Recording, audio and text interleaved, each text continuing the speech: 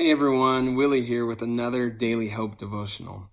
When I was a kid, my parents would tell me to clean my room. And what I would do was I'd take all the clothes, all the toys, and I would literally just shove everything in my closet. I'd close the closet door and I would just pretend like my room was clean. But sure enough, eventually my parents would come and they would open up the closet door and like all the clothes, all the toys, everything would just fall out of the closet and I would have to clean up the mess eventually. Well, today we're in 2 Samuel chapter 13. And in this chapter, we see a huge mess caused by some of King David's kids. A huge mess. And that huge mess was actually the violation of one of David's daughters. So you've got two brothers, Absalom and Amnon. And Absalom and his sister Tamar were really close. Well, their brother Amnon saw Tamar and was attracted to her, obviously inappropriate, and was filled with lust for his sister, and decided that he wanted to have relations with her. So he devised a plan with his cousin to trick her into coming over, and so that he could take advantage of her. And we actually see this type of behavior in the culture that we live in today. People devising plans in order to fulfill the lusts of their flesh, the desires that are sinful in their hearts. We've been there. We've all been there. Maybe not to the degree of Amnon, but we've all been there where we've gone out of our way to figure out a plan of action to walk in disobedience from the Lord. Well, sure enough, Amnon, he violates his sister Tamar, and just whenever I read this passage, it breaks my heart to think that a half sibling could do that. It breaks my heart to think about that, and to think about the people who've actually endured abuse in the same sense. So just know if that's you, that God is with you. He loves you.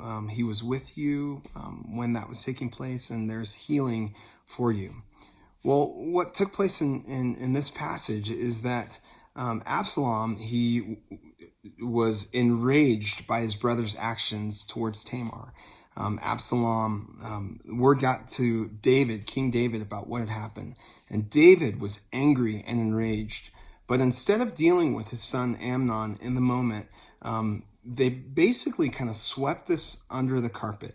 And just like me throwing my mess into the closet and shutting the door, or if there's a pile of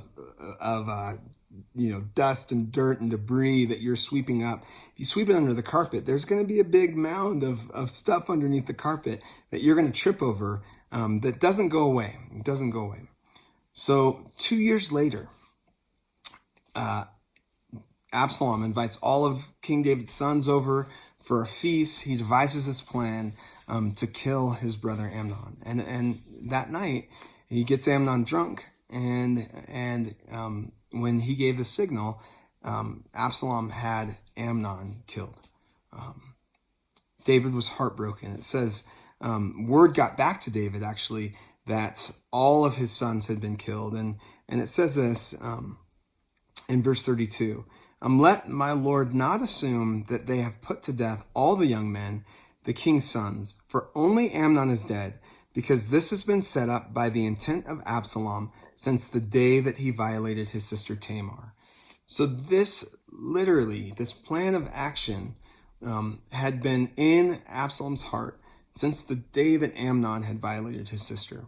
Now, the reason why I'm going to pause there, the thing that I want to encourage us with today is if there is either unforgiveness in your heart, or if there's a situation that you found yourself in that hasn't fully been dealt with, I would encourage you today to deal with it honestly, to bring that sin, to bring that unforgiveness, to bring it out into the light.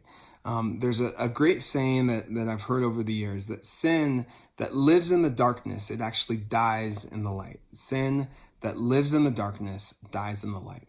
And so I just want to encourage you today that if there's anything that is holding you back, that's keeping you in a place of unforgiveness, to really bring that to the feet of Jesus, because that mound of stuff that I shoved in the closet, when it fell out, it seemed like there was an even bigger mess to clean up. So let's deal with our stuff today. Let's deal with it here and now, and place it in the hands of Jesus. All right? God bless you guys, and have an amazing, amazing day.